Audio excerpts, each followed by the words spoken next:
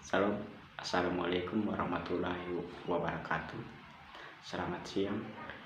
Perkenalkan, nama saya Peter Malaikai, kelas A semester 3, jurusan Sosiologi, Fakultas Ilmu Sosial dan Ilmu Politik, Universitas Nusa Cendana Kupang. Di sini saya akan menjelaskan sedikit dari mata pelajaran teori sosiologi modern. Jadi di sini saya akan menjelaskan sedikit dari buku kontemporer sosiologi yang diberikan oleh Pak dosen. Jadi di sini saya tidak menjelaskan secara sistematis, tetapi saya menjelaskan secara acak saja. Di sini saya menjelaskan secara umum saja mengenai sosiologi kontemporer itu. Sebelum kita mempelajari lebih jauh apa itu sosiologi kontemporer. Jadi sosiologi kontemporer itu tentu saja ada dua kata yang berbeda. Jadi di sini membuat kebingungan. Jadi di sini ada dua kata, itu sosiologi dan kontemporer. Apa itu sosiologi? Jadi di sini saya akan menjelaskan secara singkat mengenai sosiologi itu. Jadi sosiologi itu kalau secara epistemologis berasal dari bahasa Latin yang terdiri dari dua kata, yaitu socius dan logos. Jadi socius itu sendiri berarti kawan, dan logos itu sendiri berarti ilmu. Jadi secara sederhana, sosiologi adalah sekumpulan ilmu yang mempelajari tentang sekumpulan orang, sekumpulan individu, atau individu itu biasa disebut dengan masyarakat. Jadi sosiologi kontemporer itu adalah ilmu yang mempelajari tentang masyarakat. Jadi dalam sosiologi itu mempelajari perubahan-perubahan serta struktur serta peran-peran sosial. Terus lebih lanjut lagi kita belajar tentang kontemporer. Jadi kontemporer itu sendiri adalah kata kontemporer, atau kata kontemporer itu bisa juga disebut dengan kekinian atau modern. Jadi bagaimana kita menyatukan kedua hal tersebut? Jadi sosiologi kontemporer itu bisa juga disebut dengan filsafat dan orientasi perubahan. Mengapa bisa sehingga kita menyebut dengan filsafat orientasi perubahan? Jadi pemikiran dan teoritis sosiologi dilakukan dengan sosiologi itu dilakukan dengan mengkaji fakta sosial yang terus mengalami perubahan. Jadi mereka mengkaji fakta sosial yang terus mengalami perubahan yang bersumber dari filsafat itu. Jadi pemikiran sosial guna mengembangkan teori-teori maupun model-model aplikasi sosiologi tersebut.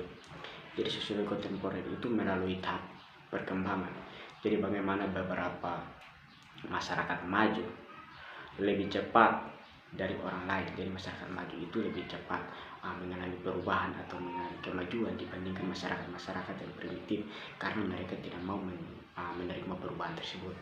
Jadi keseragaman atau keseragaman perubahan sosial, misalnya lalu lintas budaya, atau mereka yang berasumsi seperti institusi dan peran sosial saling terkait untuk membentuk sosial yang terpatri atau dapat diprediksi pengaturan, dan mereka memeriksa cara-cara masyarakat menunjukkan kecenderungan menuju keseimbangan dan kohesi sosial. Jadi yang berikut itu mempelajari juga tentang rangka tindakan referensi dan umum, teori sistem aksi, budaya, perubahan budaya, kepribadian, dan tempat sistem sosial. Jadi titik awal yang mendasar adalah konsep sistem aksi sosial. Jadi itu interaksi aktor individu yaitu terjadi dalam kondisi seperti misalnya itu adalah mungkin untuk memperlakukan proses interaksi Jadi mereka itu memperlakukan proses interaksi itu sebagai suatu sistem dalam pengertian ilmiah yang dituduh pada urutan analisis teoritis yang sama telah mereka telah berhasil terapkan pada jenis sistem dalam. Jadi hal tersebut itu mereka telah berhasil terapkan dalam sistem ilmu lainnya. Yang kedua itu, yang berikut itu prasyarat fungsi sistem sosial. Sistem fungsi sosial tersebut, sistem sosial tersebut itu hubungan interaksi dianalisis dalam hal status dan peran terjadi seperti yang kita miliki tidak dari sebuah sistem tersebut. Yang berikut itu konsolidasi teori sosial dan penelitian.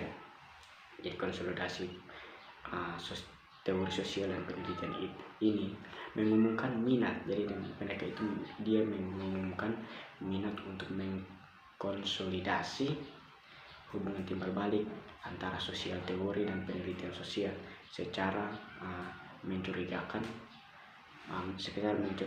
yang tak tercela. Jadi yang berikut teori rentan tengah. Jadi teori rentan tengah ini juga perlu kita pelajari. Jadi seperti banyak kata yang dibicarakan, kata teori terancam bila dikosongkan.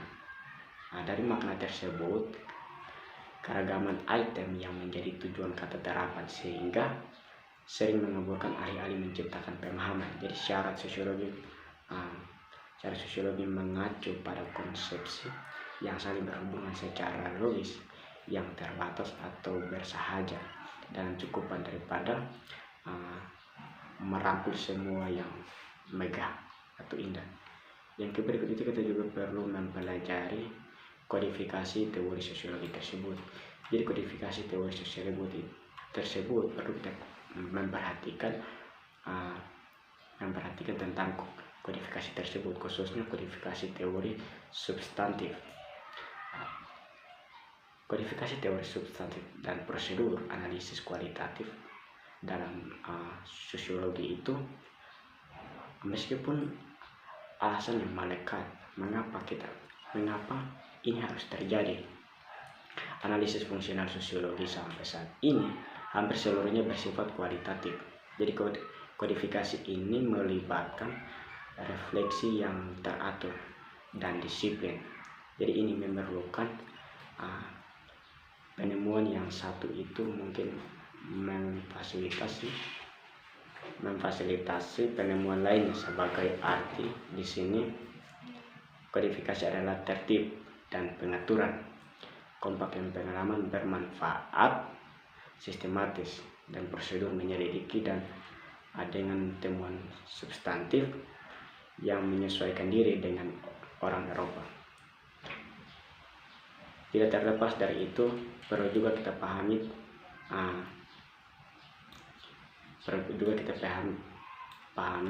pernyataan berpikir kritis. Jadi menurut Talcott Parsons itu dia membagi hal tersebut menjadi 3 bagian. Yang pertama itu bagaimana Parsons membedakan aspek positif dan negatif dari masalah motivasi yang diterapkan pada masalah sosiologi kontemporer. Jadi dia itu menerapkan masalah motivasi yang diterapkan dalam masalah sosiologi kontemporer.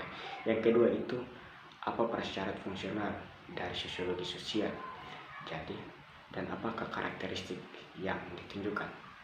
Yang ketiga itu apa yang dimaksud dengan person dan dengan situasi atau faktor apa yang mempengaruhi khusus tindakan dalam situasi yang berbeda. Yang berikut itu dari Marton. Jadi Marton itu juga memberikan 3 pertanyaan. Apa saja cara yang digunakan teori sosiologi? Robert Marton ini membedakan dari Talcott Parsons. Jadi yang kedua itu apa teori atau kisaran menengah dan bagaimana teori Marton konsepsi fenomenalisme berlaku untuk politik Amerika Utara saat ini. Yang ketiga itu menggunakan pendekatan Marton Jadi dia menggunakan pendekatannya untuk teori penelitian sosiologis. Jadi bagaimana sosiologis itu menyelidiki masalah sosial seperti tunawisme, rasisme, dan homofobia. Yang berikut itu termasuk pada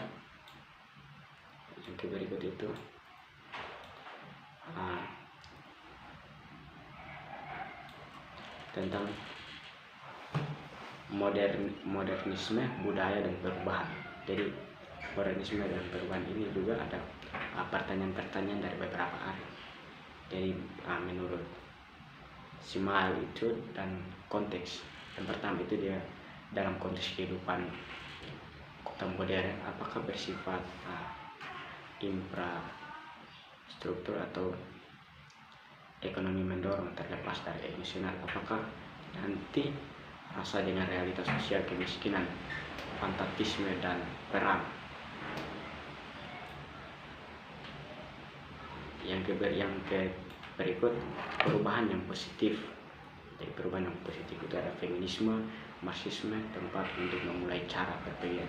Jadi saya ingin melepaskan diri dari anggapan bahwa yang dilakukan adalah menunjukkan sebagaimana mereka mempersiapkan hal ini. Jadi bagaimana hal tersebut merupakan proses mencoba untuk bekerja melalui beberapa kesulitan yang mereka alami sebagai feminis Marxis, baik dalam kaitannya dengan Marxis dan kaitannya dengan feminis. Dan feminis juga saya perlu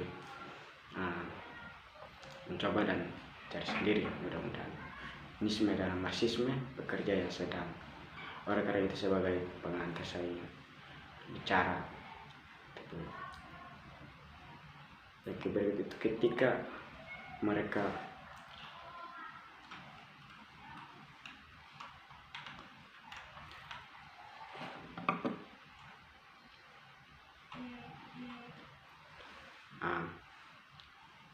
jadi itu adalah sekian dari video singkat saya. Saya ucapkan terima kasih. Salam.